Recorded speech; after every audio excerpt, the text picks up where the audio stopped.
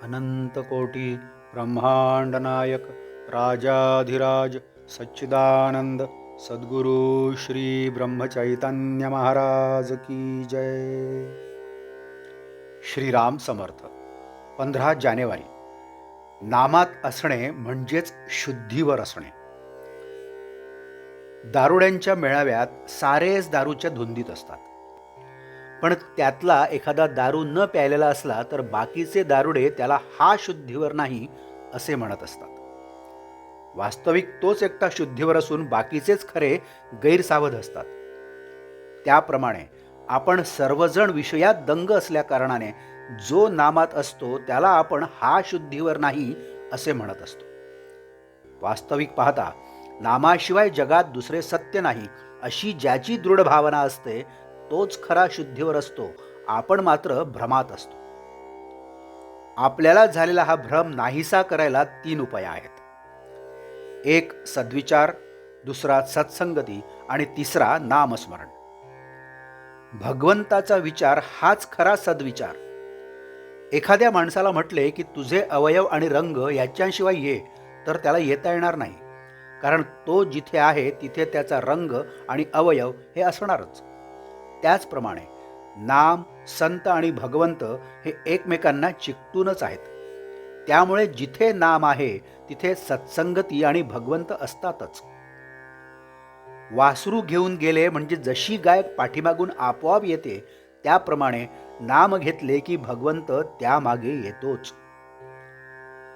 आजकाल इतकी यंत्रे निघाली आहेत, पण भगवंताच्या प्राप्तीसाठी संतांनी एखादे यंत्र शोधून काढले नाही का असा प्रश्न एखाद्याच्या मनात येईल तर त्याचे उत्तर सोपे आहे. असे यंत्र संतांनी केव्हाच शोधून काढले आहे. त्या यंत्राचे नाव आहे रामनाम. हे यंत्र सर्वांना मिळू शकते, सर्वांना वापरता येते, शिवाय ते कधीच गंजत नाही. भक्त, भगवंत आणि नाम हे तिन्ही एकरूपच आहेत. जिथे नाम आहे तिथे भक्त आहे आणि तिथेच भगवंत आहे. म्हणून नाम सर्वात श्रेष्ठ आहे. ते नाम अनन्य होऊन आपण घेऊया. नाल्यातून गटारातून पाणी वाहते, ते किती घाण असते, पण ते नदीला मिळते आणि सागराला मिळते. सागर त्या सर्वांना सागर रूप करून टाकतो.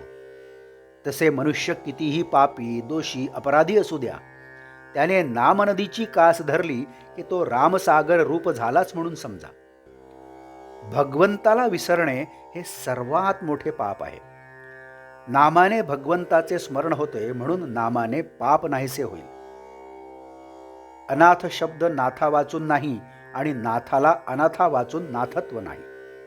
राम सर्वांचा नाथ आहे. त्याच्या अखंड स्मरणात आपण राहूया. प्रपंच वनवासासारखा आहे. रामाच्या स्मरणात प्रपंचातली संकटे आणि दुःखे कसपटाप्रमाणे वाटतील.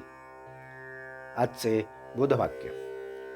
तुम्ही नाम घेत गेलात तर तुम्हाला संत धुंडीत जाण्याची जरुरीच नाही, तेच तुम्हाला धुंडीत येतील. जानकी जीवन स्मरण. जय जय राम.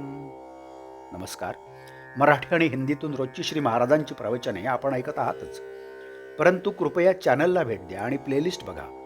मराठी अथवा हिंदी प्रवचने आपण आपल्या सुविधेप्रमाणे सुद्धा ऐकू शकता. मी परत एकदा आपणाला विनंती करतो की चॅनलला सबस्क्राईब करा, शेअर करा, लाईक करा, कमेंट्स द्या. बेल आयकन दाबायला मात्र विसरू नका. धन्यवाद. जय जय श्रीराम.